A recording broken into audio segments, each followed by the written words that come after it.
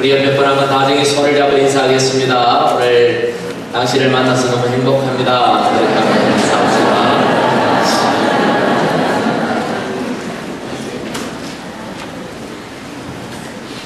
오늘 1부, 2부 예배 때는 감전사고가 일어나가지고 정전이 됐어요. 비전 쪽에. 그래서 까마귀 한 마리가 전섬위에서 놀다가 감전이 돼가지고 그 지역이 완전 정전이 돼버렸습니다. 8시 45분이 되니까 퍽 하더니 안 그래도 새까만 까마귀가 새까맣게 웃으면 안 되는데 까마귀가 그렇게 우는 건 제가 처음 봤어요. 아니 까마귀 떼가 수십 마리가 그 주변에서 모여서 울더라고요. 와, 난 그거 처음 봤어요. 와, 이 미물이라도 이게 우리가 인간이고 인간 같지 않는 건 전부 하찮게 보는 그런 좀 습성이 있는데 그런 거 보면서 야, 함께 이렇게 막 동료의 그 가족의 죽음을 이렇게도 슬퍼하는구나. 저 그렇게 우는 건 처음 봤어요.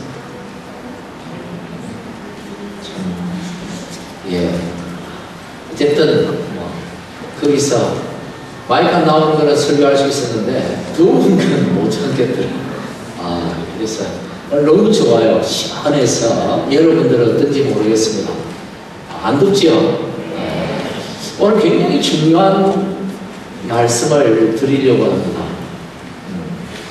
어떤 특별한 얘기는 아니고 성경에 있는 오늘 예수님께서 우리에게 가르쳐 주신 그 기도 지난주에 하늘에 계신 우리 아버지여 라는 말씀을 드리면서 하나님이 우리의 기도를 들으시는 분이다. 그리고 그분이 우리 아버지시다 하는 것을 말씀을 드렸죠.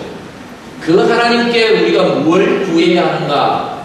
그 첫 번째, 가장 먼저 우선적으로 우리 인생이라면 예수 믿는 사람이라면 누구나 가장 중요하게 구해야 할 한 가지 기도 제목이 있는데 그것이 바로 오늘 예수님께서 우리에게 가르쳐 주시는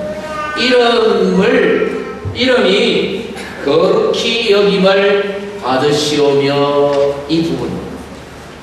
그래서 오늘 이 말씀을 이 구절을 가지고 거룩하신 하나님이라는 제목으로 함께 은혜를 나누고자 하는 것입니다. 여러분, 여기서 말하는 이름은 어떤 이름일까요? 누구의 이름을 말하는 걸까요?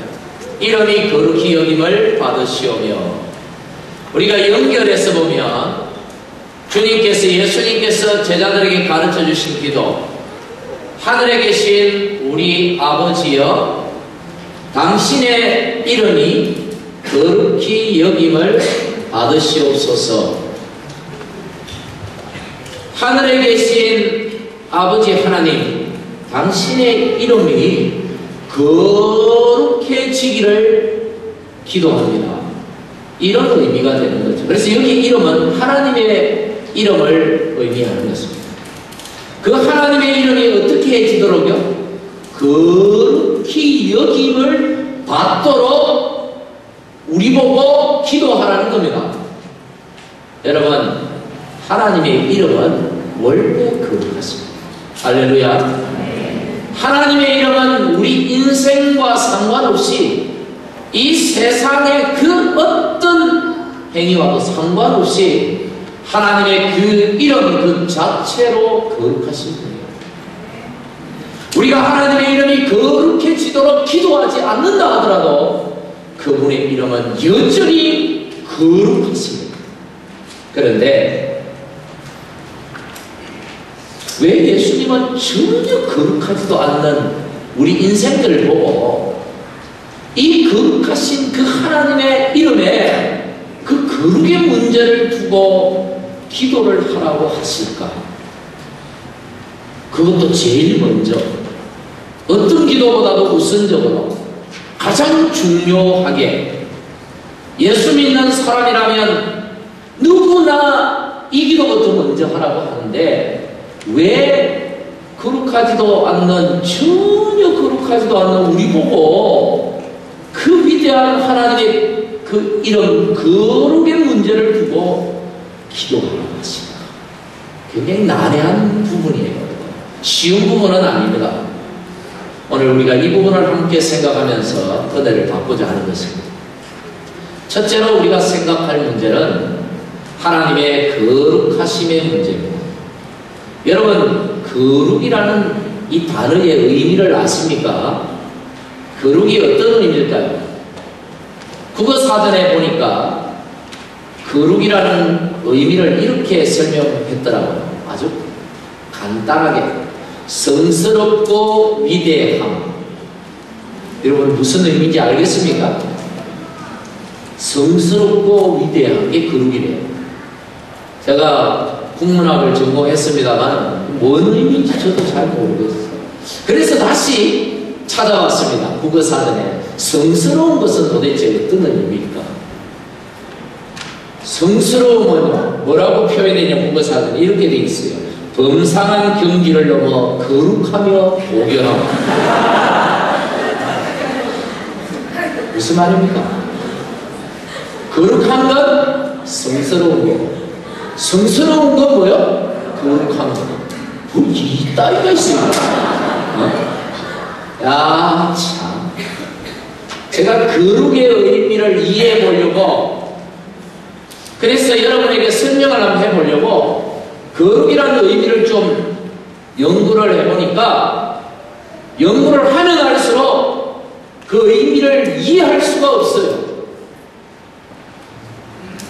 국어사전의 의미처럼 뭔지는 알겠는데, 그 거룩이라는 뜻이 뭔지는 다가오는데 도대체 설명하려고 하니까 불가능한 거죠. 유명한 화가 최후의 만찬을 그린 레오나르도 다빈치가 그 작품을 그릴 때, 그 알잖아요. 앞에 상이 쫙 놓여 있고 예수님의 12제자들과 예수님이 같이 앉아서 음식을 드시는 그 최후의 만찬이라는 그림. 그 등장인물들을 그리기 전에 배경을 그릴 때는 굉장히 어렵지 않게 쉽게 그렸대요. 그런데 이제 등장인물 예수님을 제외하고 이제 제자들의 얼굴을 그려야 되는데 고민이 됩니다. 왜냐하면 그냥 그릴 수가 없잖아요. 그렇다고 이 다빈치가 그 사람들의 얼굴을 본 것도 아니고, 그래서 그 한 사람 한 사람의 얼굴을 고민하면서 그 사람들이 성경에 보여주는 그 사람의 특징들을 생각하면서 얼굴을 그렸대요. 그래서 도마는 좀 의심이 가득한 얼굴로 그렸고, 베드로는 열정이 넘치니까 불같은 얼굴로 아마 그렸고, 요한은 사랑이 가득한 얼굴로 아마 그렸던 것 같아요. 근데 이제 다 그려놓고 이제 마지막 예수님의 얼굴을 그려놓아야 되는데, 예수님은 어떤 분입니까? 거룩한 하나님의 아들이시죠. 거룩한 모습을 그 얼굴에 나타내야 되는데, 아무리 생각하고 고민하고 아무리 생각해도 거룩이라는 그 의미를 이해하지 못하기 때문에 그 거룩한 얼굴을 그릴 수가 없는데 뭐가 도대체 거룩한 거야?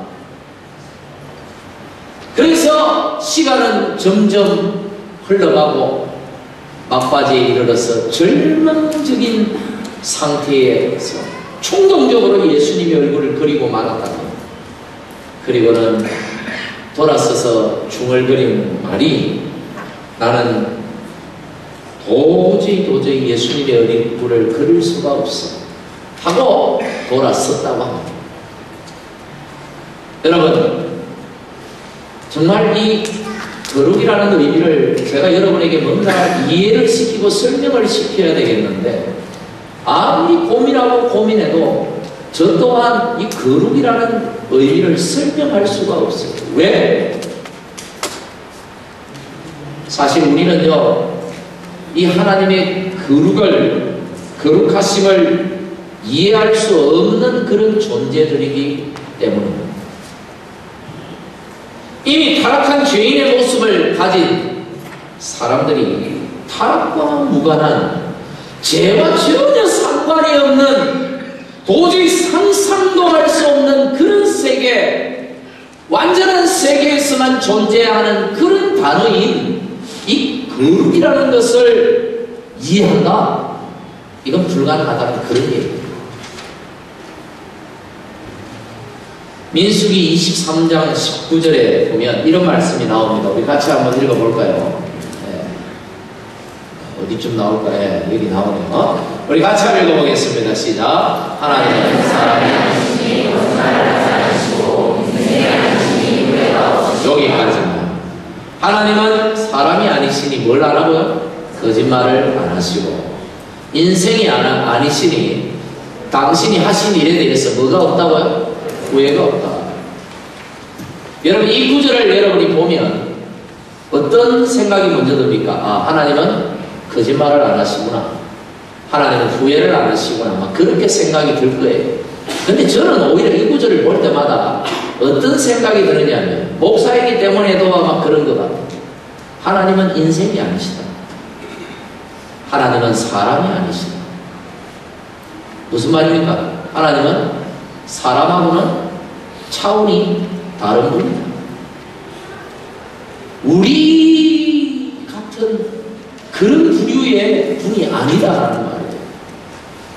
우리와는 구별된 분이다. 완전히 다른 분이다. 하나님의 거룩이라는 것은 저는 이 말씀을 통해서 하나님의 거룩을 여러분에게 설명을 드립니다. 저는 하나님의 거룩을 그렇게 생각해요. 도저히 어떤 다른 표현으로 할 수가 없고요. 하나님의 거룩을 설명할 수 있다면 나와 다른 분, 우리 인생도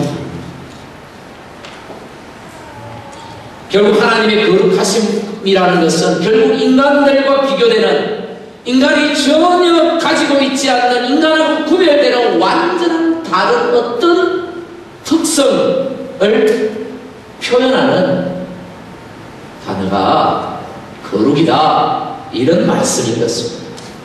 이 거룩 때문에 하나님의 공의가 성립이 되는 거예요. 하나님은 공의로운 분이십니다. 왜요? 그분이 거룩하시기 때문에. 사람들은 절대로 공의롭지 않아요. 왜? 우리에게는 뭐가 없기 때문에? 거룩이 없기 때문입니다. 사람은요, 공평한 사람이 없어요. 항상 팔은 안으로 굽는다고. 아무리 공평하게 하려 해도 목사도 똑같아요. 안 돼요. 왜? 제 안에는 거룩이라는 게 없기 때문에.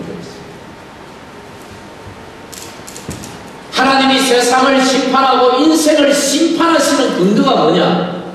그 바로 거룩 때문입니다. 하나님은 거룩하시기 때문에 세상을 심판하시고 인생을 심판하시는 것입니다. 하나님 외에는 그 누구도 사람을 심판할 자격을 가진 존재는 아무도 없습니다.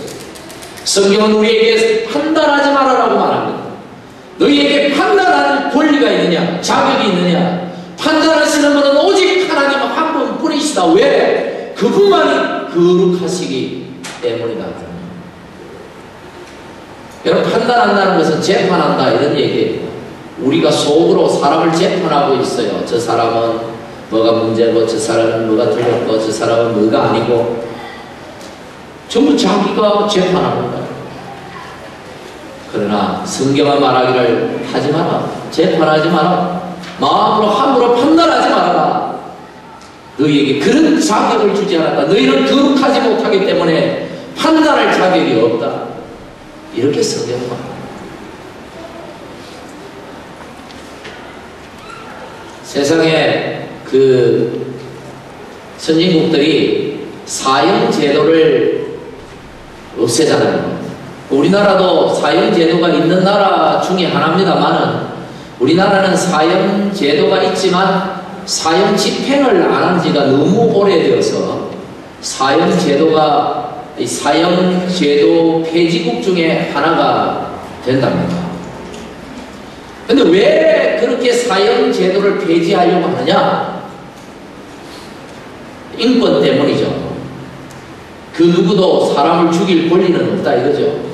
그 어떤 나라도, 그 어떤 제도도, 그 어떤 사람도 뭐가 없기 때문에, 거룩이라는 게 없기 때문에 사람을 죽일 권리는 없는 것입니다. 자격은 없는 것입니다. 오직 사람을 죽이기도 하시고 살리기도 하시고 사람을 심판하실 유일한 자격을, 권한을 가지신 분은 하나님 한 분뿐이십니다. 왜? 그분만이 거룩하시기 때문에. 거룩은 오직 하나님께 속한 단어입니다. 그래서 죄인인 우리 인생은요, 늘 하나님의 거룩하심에 비답해 자신의 어둠의 삶을 비춰보고 참여하고 변화의 삶을 결단해 나가야 돼요. 우리의 삶의 기준이 뭐냐? 그게 뭐라고요? 거룩, 하나님의 거룩이라는 거죠. 내가 항상 내 자신을 돌아볼 때 어디에다가 기준을 두고 돌아봐야 되느냐? 그 근거가 되는 것이 하나님의 거룩하심이라는 거예요. 내가 좀 난 이 정도면 되지. 내가 저 사람들보다는 낫잖아. 이게 아니라는 거예요.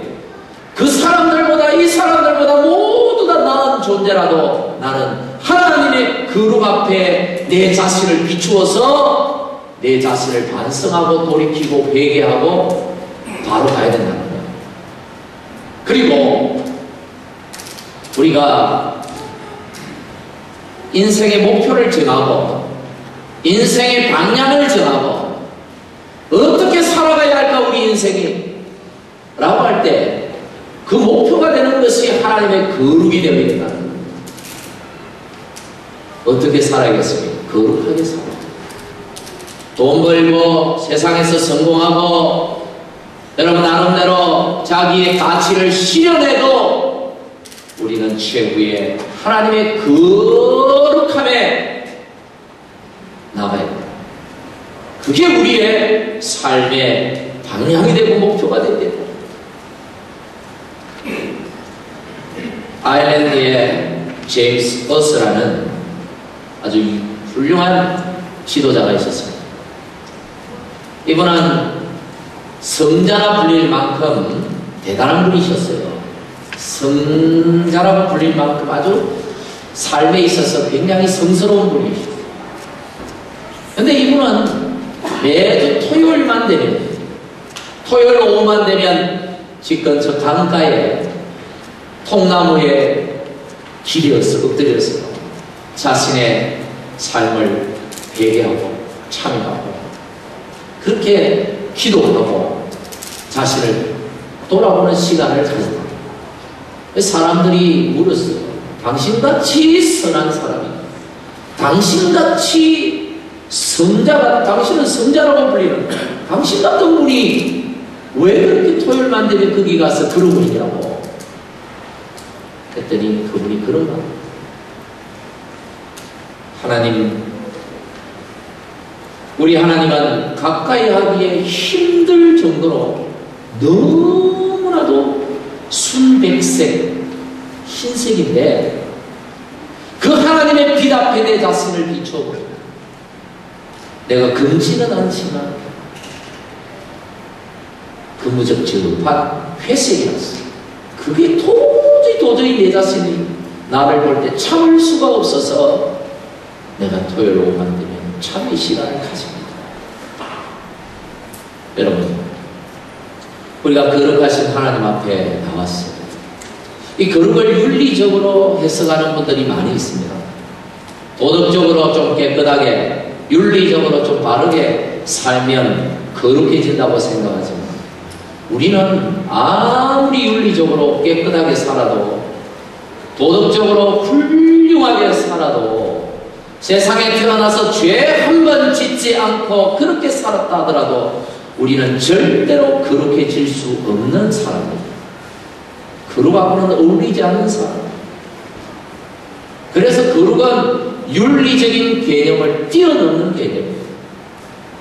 완전히 인생을 초월해야 거룩해지는 것입니다. 왜 예수님께서 이 말씀을 하셨는가? 이것은 바로 이 기도를 하라고 한 이유. 우리가 날마다 때마다 그 하나님의 거룩하심 앞에, 그 거룩하심의 빛 앞에 자신을 비추어 보고 회개하고 그 변화된 삶을 통하여 하나님의 그 흰색에 가까운 삶을 살아가기를 요청하고 계시기 때문인 줄 믿습니다. 할렐루야. 하나님의 거룩하심을 닮으라는 거예요. 그게 첫 번째 우리에게 이 기도를 하라고 하신 이유일 것입니다. 두 번째 생각할 것은 하나님은 거룩하십니다. 그런데 성경을 보면 하나님과 관계된, 하나님이 터치하는 곳마다 거룩해져 버립니다. 하나님과 관계된 모든 것은 거룩하다는 것입니다. 여러분, 이런 믿음이 여러분 안에 있기를 간절히 바랍니다. 여러분, 하나님이 계시는 곳을 뭐라고 부릅니까? 성전이라고 불러요. 천막에 비가 오면 비가 줄줄 새는 맞들어진 천막 안에서도 하나님을 예배하면 그것이 뭐가 돼요? 성전이 되는 것입니다.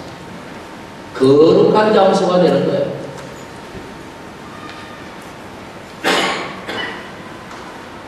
죄를 지었습니다. 사형 선고를 받았습니다. 너무 큰 죄를 지었습니다. 그래서 감옥에 들어갔습니다.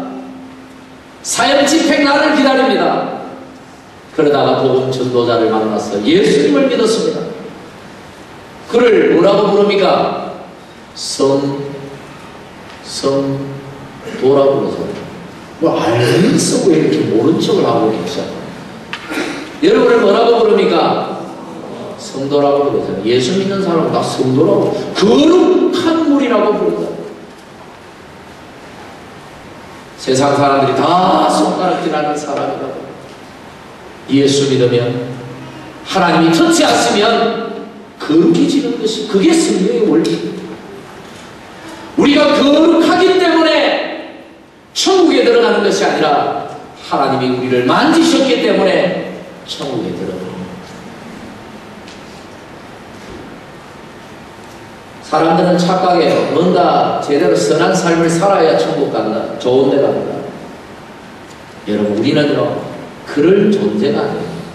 아무리 선을 행하고, 아무리 착한 일을 하고, 아무리 훌륭하게 살아도 우리하고 관계없는 단어가 거룩이기 때문에 절대로 거룩할 수가 없어요. 그러나 하나님이 만지시면 죄인도 성도가 됩니다. 하나님이 함께 하시면 너희 몸이 거룩한 하나님의 성전인 줄, 성령이 거하시는 성전인 줄 알지 못하느냐? 이렇게 사도 바울이 고린도 교인들을 향하여 말씀했던 거죠. 참 죄인이고 얼굴 들릴 수 없을 만큼 참 추악한 모습입니다. 하나님 앞에 나와 회개하고 하나님의 만지심을 바라보는 거죠. 하나님이 그를 만지시면 그가 뭐가 돼요? 성도가 되는 것입니다. 거룩한 자가 되는 것입니다. 그를 하나님이 천국으로 인도하시는 것입니다. 직분도 마찬가지입니다. 우리가 받은 직분들, 여러분, 사람의 직분이 아니에요. 사람이 세운다고, 당회가 세운다고, 목사가 세운다고, 사람이 세운다고 생각하면 큰일 납니다. 우리가 받은 직분이 하나님의 일은 하나님과 관련이 있기 때문에 우리의 직분은 모두가 성직입니다. 이 더운 날 저 주방에서 봉사하는 분도, 이 더운데 저 대학 끝에서 주차 안내를 하시는 분도, 그 누구도 하나님 이름과 관계된 일을 하죠. 그는 거룩한 직분자, 성직자가 되는 목사만이 아니에요. 우리가 사람의 일이다 이렇게 생각하면요, 하나님의 일을 사람의 일로 바꾸는 죄를 범합니다. 우리가 사람의 일을 한다, 세상 그렇게 생각하면 거룩한 일을 세속적인 일로 바꿔버리는 것입니다. 우리가 맡은 직분은 하나님이 주신 것입니다. 거룩한 직분, 소중히 여겨야 돼요. 소홀히 생각해서는 안 되는 직분. 할렐루야. 뿐만 아니라 교회 또한 마찬가지죠. 여러분, 교회도 거룩한 것입니다. 세상 사람들, 죄인들이 나온 것이잖아요. 그래서 어떻게 보면 냄새가 나는 데가 많아요. 시끄러운 일도 많고요. 때때로 큰 소리도 납니다. 때때로는 세상보다 못해 보일 때도 있습니다. 그래도 교회는 거룩한 것입니다. 할렐루야. 우리는 전혀 거룩하지 않지만 우리를 부르시고 우리를 이 자리에 앉게 하시고 한 형제요 자매요 한 공동체로 우리를 세우신 그 하나님이 거룩하시기 때문에 우리는 뭐요? 거룩한 것입니다. 여러분이 작은 음식을 하다가 요리를 하다가 음식 한 접시를 주님의 이름으로 이웃에게 나누었다면 그것 또한 뭐요? 거룩한 것입니다. 거기에 누가? 주님의 이름이 관련되어 있기 때문에 거룩한 것입니다. 주의 이름으로 냉수한 그릇을 주는 자가 여러분 그가 거룩하다. 할렐루야. 여러분 교회에 주님의 이름이 있고 주님을 예배하는 곳이라면 어떤 교회든 거룩한 것입니다. 함부로 교회를 평가하지 마십시오. 뭐 저런 교회가 다 있나? 뭐 저게 교회가 이단이 아닌 이상은 교회를 함부로 판단하거나 평가했습니다. 왜? 주님을 예배하는 거룩한 교회이기 때문에 주님의 교회이기 때문에 교회에는 4가지 성격이 있어요. 오후 예배 때 오늘 제가 말씀을 구체적으로 드리려고 합니다만 그 중에 하나가 거룩성입니다. 거룩해야 된다. 교회는 거룩한 곳이고 또한 교회는 거룩해져야 된다는 거예요. 교회가 어떻게 거룩해질 수 있습니까? 하나님이 거룩하신 것은 인생이 아니시기 때문에 인생과 구별되기 때문에 거룩하신 것처럼 우리 교회도 거룩한 것은 세상과 구별되어지기 때문에 거룩한 것입니다. 교회가 윤리적으로 정말 그냥 도둑 분자들만 다 앉아있고 맹자왈 공자왈 하고 뭐 그래 살기 때문에 이 교회가 거룩한 것이 아니라 세상과는 다른 방식으로 살려고 하는 사람들이 모이기 때문에 거룩한 것입니다. 구별된다는 것입니다. 세상은 어떤 것입니까? 세상은 돈이면 다 됩니다. 돈이면 다 돼요. 그래서 돈으로 문제를 해결합니다. 그러나 교회는 돈이 아무리 많아도 믿음으로 기도로 해결해요. 세상은 돈을 신으로 삼지만 우리는 하나님을 우리 하나님으로 모십니다. 그래서 예수님이 부자는 천국 가기 힘들다고 그랬어요. 왜? 돈이 있으면서 막 밤새워 막 철야하면서 막 주의 일을 하고 이런 사람 못 봤었죠. 돈으로 해결해 버리지. 돈 있으면 돈으로 해결해 버리지. 뭘 밤새워 기도하고 골치 아프게 그렇게 해. 그렇잖아요. 우리가. 돈 있으면 돈으로 쉽게 해결하고 말아버려요. 뭐 하나님 찾고 그래 안 해도 돈 있으면 다 그래 해결하고 말아버려요. 그러나 돈이 없으면 밤새도 기도해야지. 죽도록 기도해도 돈이 없어요. 그래서 돈이 많으면 하나님 믿기가 힘들다.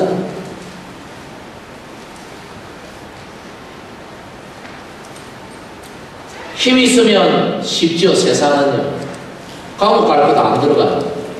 힘이 있으면 사람들 와서 굽신거리고요. 얼마나 편한지 모르겠어요. 그러나 교회는 오히려 뭘 자랑하라고 그랬습니까? 강함을 자랑하는 것이 아니라 뭘 자랑하라고요? 약한 것을 자랑하라. 교회는 힘을 자랑하는 것이 아니라 오히려 낮아짐을 자랑하는 것. 겸손히 고개를 숙이는 것을 자랑하는 것. 큰 소리 치는 것이 아니라 조용하게 얘기하는 것이 교회예요. 그래서 교회에서 예수님이 제일 힘든 사람이 돈 많은 사람, 많이 배운 사람. 바른 소리 해도 교만하다고. 옳은 소리 해도 교만하다고. 사람들은 좀 그래요. 이게 교회의 생리예요. 근데 뭐 좀 없고 좀 뭐 못 배웠다는 표현 좀 이상합니다만 그러면요, 좀 큰 소리 쳐도 말도 안 되는 소리 해도 그거는 교만하다 소리 절대 안 합니다. 오히려 사랑으로 품어주고 막. 참 힘들어요. 신앙생활은. 정말 힘든 게 신앙생활이에요. 그게 교회의 생계예요. 그게 교회의 거룩이라니까. 예수님이 그렇게 사셨잖아요. 하늘 영광, 하늘 권세, 하늘과 땅의 모든 것에 다 가지시고 어린 양처럼, 순한 어린 양처럼 끌려가셔가지고 약한 채 죽으셨죠. 그래야만 세상을 구원할 수 있게 돼요. 약해져야 세상을 구원합니다. 교회는 강해지면 세상을 구원할 수 없습니다. 약해져요.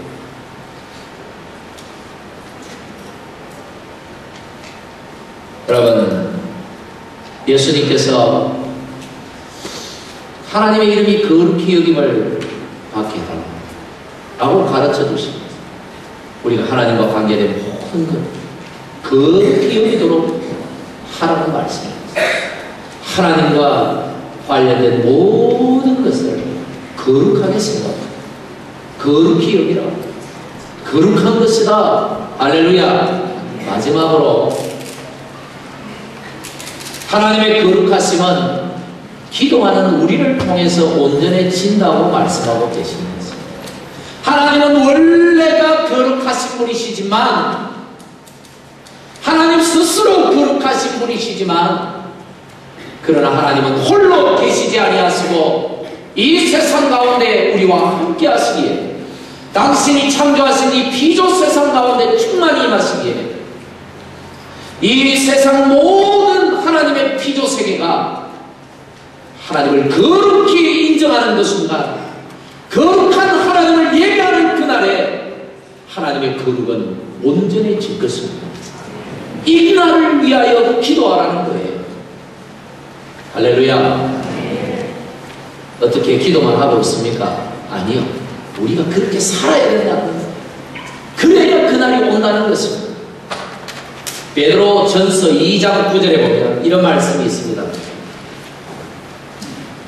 우리를 뭐라고 불러요? 택하신 족속. 그 다음 뭐예요? 왕같은 제사장. 여러분, 왕같은 제사장들, 우리를 왕같은 제사장이라고 불러요.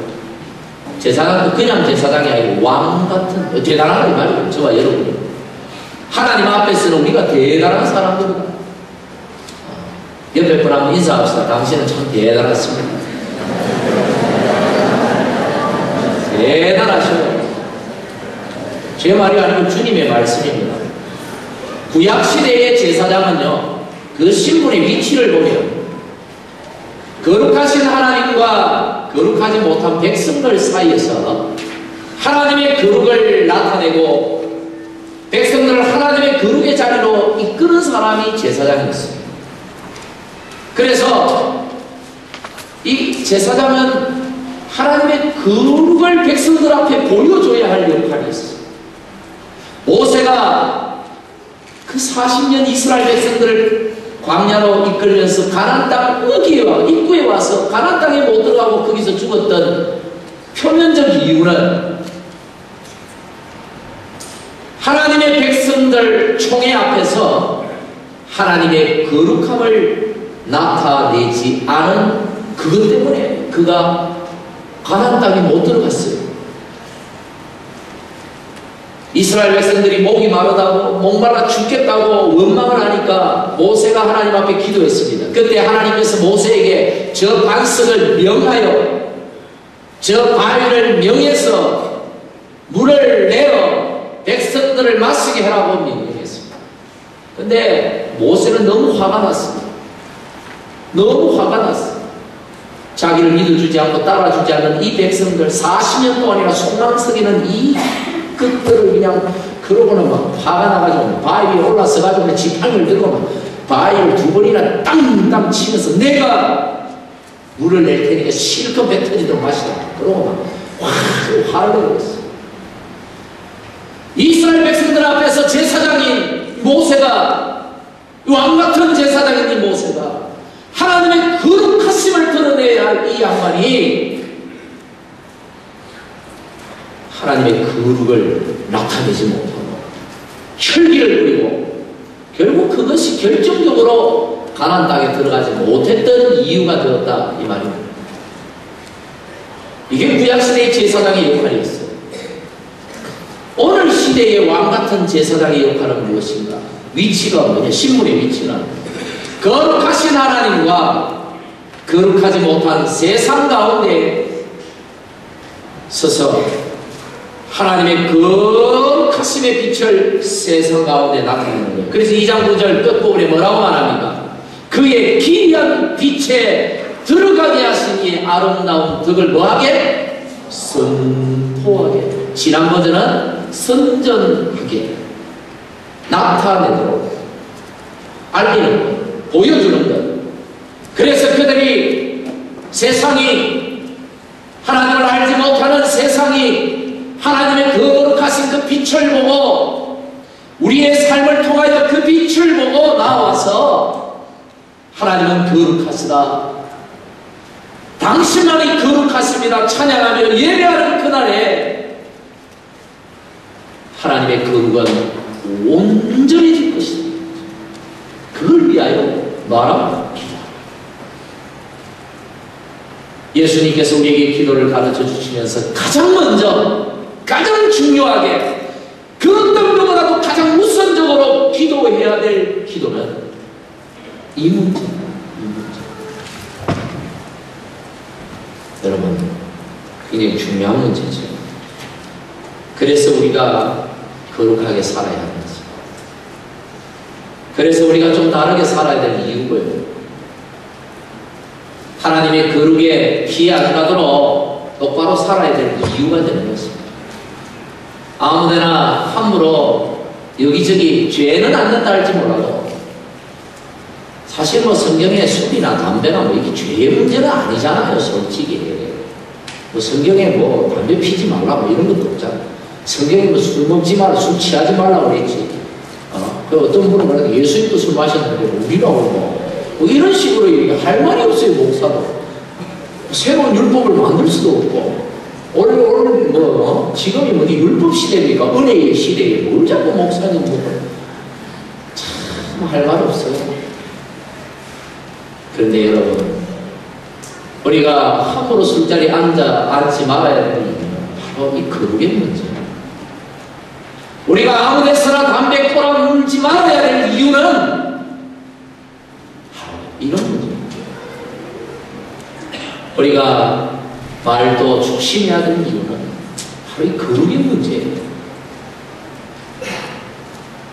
우리의 삶이 하나님의 거룩과 직결되어 있기 때문에. 그래서 레위기 11장 45절에 하나님이 명하시기를 내가 거룩하니 너희도 거룩하라. 이 말은 하나님이 거룩하기 때문에 우리도 거룩해진다, 거룩해야 된다 이 말도 되지만 반대로 우리가 거룩해져야 하나님도 뭐요? 거룩해지신다. 아들이 훌륭하면요, 아버지가 뭘 하든 저 시골에서 농사를 짓든 뭘 하든 아버지를 몰라도 존경합니다. 그 아버지 존경해요. 아버지가 진짜 훌륭해도 아들이 개차반입니다. 아이고 그 아들 때문에 아버지 훌륭한 마, 출세한 마, 성공한 마, 아들 정모양으로 키하고 아이고 아버지를 다 욕해요. 똑같은 원리예요. 우리가 거룩해져야 하나님이 거룩해요. 우리의 셀들이, 우리의 교회가 거룩해져야 하나님이 거룩해지십니다. 그래서 예수님은 우리에게 그 거룩을 위하여 기도합니다. 그 거룩을 위하여 힘써 거룩하게 살아라고 말씀하셨습니다. 여러분, 2015년 이 거룩의 문제, 이것이 우리 인생에, 우리의 가정에, 우리 교회에 가장 중요한 문제로 다루어지기를 간절히 축복합니다. 이것을 위하여 함께 기도하는 저와 여러분이 되기를 간절히 소원합니다. 하나님의 거룩이 온전해지는 그날이 속히 오기를 간절히 기도하겠습니다. 하나님 은혜 감사합니다. 전혀 거룩하지 못한 죄인들을 거룩한 자리로 부르시고 이 하나님의 거룩의 문제를, 이 귀한 사명을 우리에게 맡기셨어요. 온 세상이 하나님의 교육을 인정하는 그날을 위하여 살게 하시고, 하나님 감사합니다.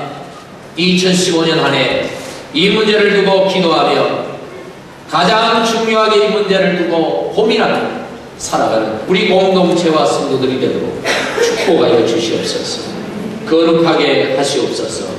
예수님 이름으로 기도하옵나이다. 아멘.